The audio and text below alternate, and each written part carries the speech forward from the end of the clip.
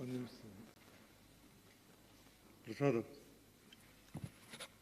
ಮಾನ್ಯ ಸಭಾಪತಿಗಳೇ, ವಿಷಯನ ತಮ್ಮ ಸುದೀರ್ಘ ರಾಜಕೀಯ ಜೀವನವನ್ನು ಲಿಮ್ಕಾ ಬುಕ್ ಆಫ್ ರೆಕಾರ್ಡ್ಸ್ಗೆ ಸೇರಿಸಿರುವಂಥದ್ದು ತುಂಬ ಹರ್ಷದಾಯಕವಾದಂಥ ವಿಚಾರ, ಮತ್ತು ಈ ಸದನಕ್ಕೆ, ಕರ್ನಾಟಕಕ್ಕೆ, ನಮ್ಮ ದೇಶಕ್ಕೆ ಹೆಮ್ಮೆ ತರುವಂಥ ವಿಚಾರ. ನಾವಿಲ್ಲಿ ಬಂದಾಗ 43 ವರ್ಷಗಳ ದಣಿವರಿಯದೆ ಈ ಕ್ಷೇತ್ರದಿಂದ ನಿರಂತರವಾಗಿ ತಾವು ಗೆದ್ದು ಬಂದ್ರಲ್ಲ, ಅದು ತುಂಬ ದೊಡ್ಡದು ಅಂತ ಅನ್ನಿಸ್ತು. ಮತ್ತು ಈವಾಗಲೂ ನಿಮ್ಮ ಕೈ ಕುಲುಕಿದಾಗ, ನಿಮ್ಮನ್ನು ಹತ್ತಿರದಿಂದ ನೋಡಿದಾಗ ಆ ಆರೋಗ್ಯದ ಆನಂದ ಇದೆಯಲ್ಲ, ತುಂಬ ಸಂತೋಷ ಆಗತ್ತೆ. ಅಂದರೆ ನಾವು ಕೂಡ ನಿಮ್ಮ ವಯಸ್ಸಿನಲ್ಲಿ ಹೀಗಿರಬೇಕು ಅನ್ನುವಂಥ ಪ್ರೇರಣೆ ನೀವು. ಹಾಗೇನೆ ಸದನದಲ್ಲಿ ಕೋಪ ಮಾಡಿಕೊಂಡ್ರೂ ಕೂಡ ಆ ಕ್ಷಣದ ಕೋಪ ನಿಮ್ಮದು ನಿರಂತರವಾಗಿರಲ್ಲ. ಆಮೇಲೆ ನಿಮ್ಮ ಚೇಂಬರ್ಗೆ ಬಂದಾಗ ಹೆಸರಿಡಿದು ಕರೆದು ಕಿವಿ ಹಿಂಡಿ ಸರಿ ಮಾಡುವಂಥದ್ದು ಇದೆಯಲ್ಲ, ಅದು ಅನುಕರಣೀಯ. ಹಾಗೇನೆ ನಿಮ್ಮ ಬಗ್ಗೆ ತುಂಬ ಸಾಧನೆ ಇತ್ತು. ನಾವೆಲ್ಲ ಹೊರಗಡೆ ಇದ್ದಾಗ ಓದ್ತಾ ಇದ್ವಿ ಅಷ್ಟೇ. ಅಂದರೆ ಬಸವರಾಜ್ ಹೊರಟ್ಟಿಯವರು ಈ ಶಿಕ್ಷಕರ ಕ್ಷೇತ್ರದಿಂದ ನಿರಂತರವಾಗಿ ಗೆದ್ದು ಬರ್ತಾ ಇದ್ದಾರೆ. ಹಾಗಾಗಿ ಶಿಕ್ಷಕರ ಸಮಸ್ಯೆ, ಶಿಕ್ಷಣ ಕ್ಷೇತ್ರದ ಸಮಸ್ಯೆ, ಹಾಗೇನೆ ಅಲ್ಲಿಯ ಜನರ ಪ್ರೀತಿ ವಿಶ್ವಾಸವನ್ನು ಎಷ್ಟು ಬಲವಾಗಿ ಹಿಡಿದಿಟ್ಕೊಂಡಿದ್ದಾರೆ ಅನ್ನುವಂಥದ್ದು ನಮಗೆಲ್ರಿಗೂ ಕೂಡ ಪ್ರೇರಣೆ ಇದು. ಅಂದರೆ ಇಷ್ಟು ಸುದೀರ್ಘವಾದಂಥ ಜೀವನದಲ್ಲಿ ನೀವು ಆ ನಿಮ್ಮ ತನವನ್ನು, ಅಂದರೆ ಜೀವನದ ಉತ್ಸಾಹವನ್ನು, ನಿಮ್ಮ ಪ್ರತಿಯೊಂದು ನಡೆನುಡಿಗಳನ್ನು ನಾವು ಅನುಸರಿಸಬೇಕು ಅನ್ನೋಂಥ ರೀತಿಯಲ್ಲಿ ಛಾಪು ಮೂಡಿಸ್ತಿರಲ್ಲ, ಅದು ತುಂಬ ಖುಷಿ ಕೊಡುವಂಥದ್ದು. ಹಾಗೇನೆ ಇನ್ನೊಂದು ಅಂತಂದರೆ, ನೋಡಿದ ತಕ್ಷಣವೇ ಆ ಎತ್ತರವಾದಂಥ ನಿಲುವು, ಡ್ರೆಸ್ಸೇಜ್ ಇದೆಯಲ್ಲ, ಅದು ಕೂಡ ನಮ್ಗೆ ಅನುಕರಣೀಯ. ಅಂದರೆ ನಾವು ಈ ಥರ ವೆಲ್ ಡ್ರೆಸ್ಡ್ ಬರಬೇಕು ಸದನಕ್ಕೆ ಅಂಥೇಳಿ. ವೈಚಾರಿಕತೆ ಒಂದು ಕಡೆ ಆದರೆ, ಭಾಷೆಯ ಮೇಲೆ ಹಿಡಿತ ಇನ್ನೊಂದಾದರೆ, ಸಮಗ್ರವಾದಂಥ ವಿಚಾರವನ್ನು ಅಧ್ಯಯನ ಮಾಡಿ ಮಂಡಿಸೋವಂಥದ್ದು ಒಂದು ರೀತಿ ಆದರೆ, ಇದು ಕೂಡ ಪರ್ಸನಾಲಿಟಿ ಸ್ಪೀಕ್ಸ್. ವಿವೇಕಾನಂದರು ಹೇಳಿದಂತೆ ನಮ್ಮ ವ್ಯಕ್ತಿತ್ವ, ನಾವು ನಮ್ಮ ನಿಲುವಿನಲ್ಲೂ ಮಾತನಾಡಬೇಕು, ನಮ್ಮ ನಡುಗೆನಲ್ಲೂ ಮಾತನಾಡಬೇಕು, ನಮ್ಮ ನುಡಿನಲ್ಲೂ ಮಾತನಾಡಬೇಕು, ನಮ್ಮ ಆಚಾರ ವಿಚಾರ ಎಲ್ಲದರಲ್ಲೂ ಮಾತನಾಡಬೇಕು. ನಾನು ಹಾಗೆ ಆ ವಿವೇಕಾನಂದರ ಒಂದು ವ್ಯಕ್ತಿತ್ವವನ್ನು ಅವ್ರು ಹೇಳಿದಂಥದ್ದನ್ನು ಪ್ರತ್ಯಕ್ಷ ಅನುಭವಿಸಿ, ಅಂದರೆ ಹೊರಟ್ಟಿಯವರು ಈ ರೀತಿಯ ಎಲ್ಲ ಗುಣಗಳ ಒಂದು ಸಾಕಾರ ಮೂರ್ತಿ. ನಾನಿಂಥ ಸದನದ ಒಬ್ಬ ಸದಸ್ಯನಾಗಿ ಬಂದಿದ್ದು ನನ್ನ ಒಂದು ಸೌಭಾಗ್ಯ ಅಂತ ಹೇಳ್ತೀನಿ. ನಾನು ಇಡೀ ಸದನಕ್ಕೆ ಮತ್ತು ನಮ್ಮ ಕರ್ನಾಟಕಕ್ಕೆ ನನ್ನ ಪಕ್ಷದ ಪರವಾಗಿ ನಿಮ್ಗೆ ಅಭಿನಂದನೆಗಳನ್ನು, ವಂದನೆಗಳನ್ನು ಸಲ್ಲಿಸ್ತೇನೆ. ಭಾರತಿ ಶೆಟ್ಟಿ.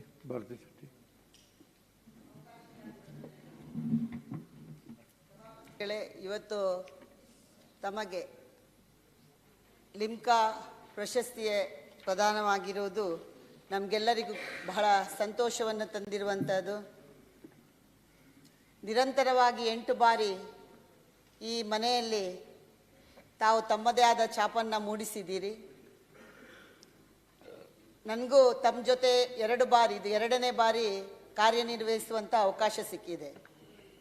ತಾವು ನನ್ನ ರಾಜಕೀಯ ಜೀವನದಲ್ಲಿ ನಾನು ನೋಡ್ತಾ ಇದ್ದಂಗೆ, ಟಿ ವಿಯನ್ನೆಲ್ಲ ನೋಡುವಾಗ, ತಾವು ಶಿಕ್ಷಣ ಮಂತ್ರಿ ಆಗಿರುವಾಗ ತಮ್ಮ ನಡೆ ನುಡಿ, ತಾವು ತೆಗೆದುಕೊಳ್ಳುವಂಥ ನಿರ್ಧಾರಗಳನ್ನೆಲ್ಲ ನೋಡಿದಾಗ ನನಗೆ ಅನಿಸಿರುವುದು, ಮನುಷ್ಯನಿಗೆ ಶಿಕ್ಷಣ, ಮನುಷ್ಯನಿಗೆ ಏನು ಗೊತ್ತಿಲ್ಲವೋ ಅದನ್ನು ಕಲಿಸುವುದು ಶಿಕ್ಷಣ ಅಲ್ಲ, ಮನುಷ್ಯ ಹೇಗೆ ವರ್ತಿಸಬೇಕು ಅದನ್ನು ಕಲಿಸುವುದು ಶಿಕ್ಷಣ, ಅದು ಗುರಿ. ಆ ರೀತಿ ತಮ್ಮ ನಡೆಯನ್ನು ಶಿಕ್ಷಣ ಸಚಿವರಾಗಿ ನಾನು ನೋಡಿದ್ದೇನೆ. ಇನ್ನೊಂದು, ನನಗೆ ಬಹಳ ಪ್ರಥಮ ಬಾರಿಗೆ ನಾನು ಈ ಸದನದ ಸದಸ್ಯ ಆದಾಗ ಸ್ವಲ್ಪ ಸಮಯ ನಾನು ಮಾತಾಡ್ತಾನೆ ಇರಲಿಲ್ಲ. ಹೇಗೆ ಮಾತಾಡೋದು ಏನಂತ ಗೊತ್ತಿರಲಿಲ್ಲ. ತಾವು ಅನೇಕ ಬಾರಿ ಮಾತಾಡಮ್ಮ, ನೀನು ಮಾತಾಡಬೇಕು ಅಂತ ಹೇಳ್ತಾ ಇದ್ರಿ. ನಮ್ಮ ಪಾರ್ಟಿಯಲ್ಲಿರಲಿಲ್ಲ, ತಾವು ಈ ಕಡೆ ಇದ್ದೀರಿ, ನಾವು ಆ ಕಡೆ ಕೂತಿದ್ದೆವು. ಆಮೇಲೆ ನಾನು ನಿರಂತರವಾಗಿ ತಮ್ಮನ್ನು ಗಮನಿಸಿದಾಗ ನನಗೆ ಬಹಳ ಸಂತೋಷ. ಅಂದರೆ ಇಲ್ಲಿ ಕೂತವರು ನಾವೆಲ್ಲರೂ ಕೂಡ ಒಬ್ಬರ ಕಾಲನ್ನು ಒಬ್ಬರು ಎಳೆಯುವಂಥ ಕೆಲಸವನ್ನು ನಿರಂತರವಾಗಿ ಎಲ್ಲರೂ ಮಾಡ್ತಾ ಇರ್ತೇವೆ. ಆದರೆ ತಾವು ಮಾಡಿದ್ದೀರಿ ವಿಷಯದಲ್ಲಿ ಕಾಲೆಳೆಯಲಿಕ್ಕೆ ಕಾಲು ಕೊಡಲ್ಲ, ಅವರವರ ವಿಚಾರ ಬಂದಾಗ ಫುಲ್ ಮಾಡುವಂಥದ್ದು ಮಾಡ್ತೇವೆ ಪ್ರತಿಯೊಬ್ಬರು. ಆದರೆ ನಾನು ಗಮನಿಸಿದಂಗೆ ಒಬ್ಬ ಜ್ಞಾನಿ ಹೇಳ್ತಾನಂತೆ, ಈ ಸಮಾಜ ಒಳ್ಳೇದಾಗಬೇಕಾದ್ರೆ ಏನು ಮಾಡಬೇಕು ಅಂತ. ಕಾಲು ಎಳೆಯುವುದನ್ನು ಬಿಟ್ಟು ಕೈಯನ್ನು ಹೇಳಿದ್ರೆ ಸಮಾಜ ಒಳ್ಳೇದಾಗುತ್ತೆ ಅಂತ. ಬಹುಶಃ ವಿಧಾನ ಪರಿಷತ್ತಿನಲ್ಲಿ ನಾವು ಮಾತಾಡುವಾಗ ಯಾವುದೇ ಪಾರ್ಟಿಯಲ್ಲಾಗಲಿ ನೀವು ಕಾಲು ಎಳೆಯುವುದನ್ನು ನಾನು ನೋಡಿಲ್ಲ. ಕೈಯನ್ನು ಎಳೆಯುವಂಥ ಕೆಲಸವನ್ನು, ನಾವು ಏನಾದರೂ ಭಾರತೀಯ ಹಂಗೆ ಮಾತಾಡು ಹಿಂಗೆ ಮಾತಾಡು ಹೇಳುವಂಥದ್ದನ್ನು ನಾನು ನೋಡಿದ್ದೇನೆ. ಆದ್ದರಿಂದ ಬಹುಶಃ ತಮಗೆ ಕೊಟ್ಟಂಥ ಗೌರವ, ತಮಗೆ ಕೊಟ್ಟಂಥ ಜಾಸ್ತಿ ಕೈ ಎಳಿಬೇಡಿ ಅಷ್ಟೇ.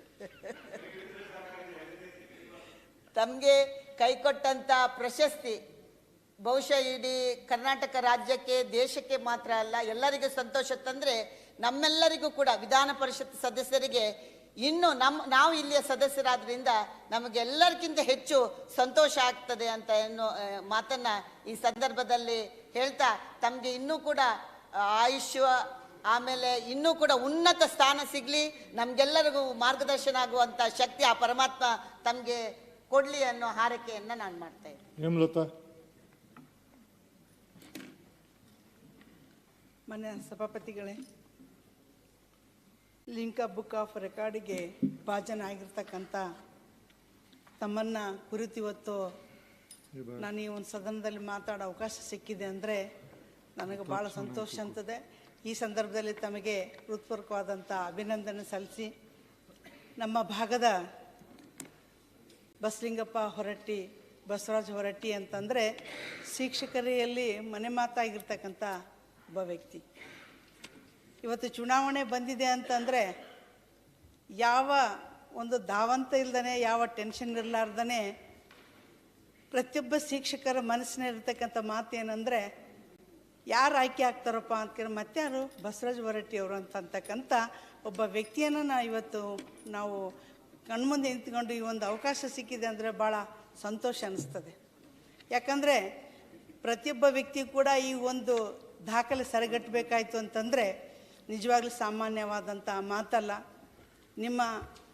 ನಮ್ಮಂಥ ಹಿಂದುಳಿದಿರ್ತಕ್ಕಂಥ ಒಬ್ಬ ಮಹಿಳೆಗೆ ಚೆನ್ನಾಗಿ ಬೆಳಿಬೇಕು ಮಾಡಬೇಕಂತ ಹೇಳ್ತಕ್ಕಂಥ ತಮ್ಮಲ್ಲಿ ಔದಾರ್ಯ ಹಾಗೂ ಪ್ರತಿಯೊಬ್ಬರಿಗೂ ದಾರಿದೀಪವಾಗಿರ್ತಕ್ಕಂಥ ಮಾತುಗಳು, ಮಿತಭಾಷಿ, ಹಾಸ್ಯ ಸ್ವಭಾವದ ಮಾತುಗಳು, ನನಗೆ ತಮ್ಮಲ್ಲಿ ಒಂದು ಧೀಮಂತ ಒಬ್ಬ ನಾಯಕನನ್ನು ಕಂಡಿದ್ದೀನಿ ಅಂತಂದರೆ ನನಗೆ ಭಾಳ ಸಂತೋಷ ಅನ್ನಿಸ್ತದೆ.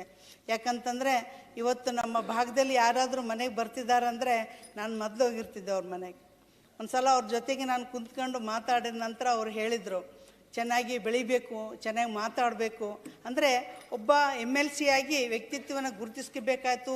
ಮಹಿಳೆಯರು ಈ ಪ್ರಪಂಚದಲ್ಲಿ ಬಂದಿದ್ದೀರಾ, ನಿಮಗೊಂದು ಸುವರ್ಣ ಅವಕಾಶ ಸಿಕ್ಕಿದೆ ಅಂತಂದರೆ ಅದನ್ನು ಹೇಗೆ ಬೆಳೆಸ್ಕೊಳ್ಬೇಕು ಅನ್ನೋದ್ರ ಬಗ್ಗೆ ಜಾಣ್ಮೆ ಕುರಿತು ತಾವು ಹೇಳ್ತಕ್ಕ ಮಾತುಗಳು ನನ್ನ ಮನದಾಳದಲ್ಲಿ ಇನ್ನಿದ್ದೇವೆ. ನಾನು ಒಬ್ಬ ಪ್ರಾಧ್ಯಾಪಕನ ಧರ್ಮಪತ್ನಿಯಾಗಿ ನಾನು ಇವತ್ತು ತಮ್ಮಲ್ಲಿ ಹೇಳ್ತಾ ಇದ್ದೀನಿ, ನಮ್ಮ ಮನೆಯಲ್ಲಿ ಹೊರಟ್ಟಿಯವರಂದರೆ ವಿಶೇಷವಾದಂಥ ಸ್ಥಾನಮಾನ. ಇವತ್ತು ನಮ್ಮ ಗವಿಸಿದ್ದೇಶ್ವರ ಕಾಲೇಜಿಗೆ ಬರ್ತಿದ್ದಾರೆ ಅಂತಂದರೆ ನಮ್ಮ ಶ್ರೀಗಳು ಕೂಡ ಅಷ್ಟೊಂದು ಖುಷಿ ಪಡ್ತಕ್ಕಂಥ ವ್ಯಕ್ತಿ. ಇವತ್ತು ಅವ್ರು ಬರ್ತಿದ್ದಾರೆ ಅಂತ ಗೊತ್ತಾಗೋಣ ಅಲ್ಲೊಂದು ಶಿಕ್ಷಕರ ವೃಂದ ಮತ್ತು ಪ್ರಾಧ್ಯಾಪಕರ ವೃಂದ, ಅಲ್ಲಿರ್ತಕ್ಕಂಥ ಎಲ್ಲ ಅಭಿಮಾನಿಗಳು ನಾವು ಸೇರಿ ತಮ್ಮ ಜೊತೆಗೆ ಹಿತಮಾತುಗಳು ಕಾಯ್ತಾ ಇದ್ವಿ. ಇಂಥ ಒಬ್ಬ ವ್ಯಕ್ತಿ ಇವತ್ತು ಲಿಂಕಾ ದಾಖಲೆಯನ್ನು ಮಾಡಿದ್ದಾರೆ ಅಂತಂದರೆ ನಿಜವಾಗ್ಲೂ ತುಂಬ ಸಂತೋಷದಾಯಕವಾಗಿದೆ ಅಂತ ಮತ್ತೊಮ್ಮೆ ತಮಗೆ ಅಭಿನಂದನೆ ಸಲ್ಲಿಸಿ ನಾನು ಮಾತು ಮುಗಿಸ್ತೇನೆ. ನಮಸ್ಕಾರ.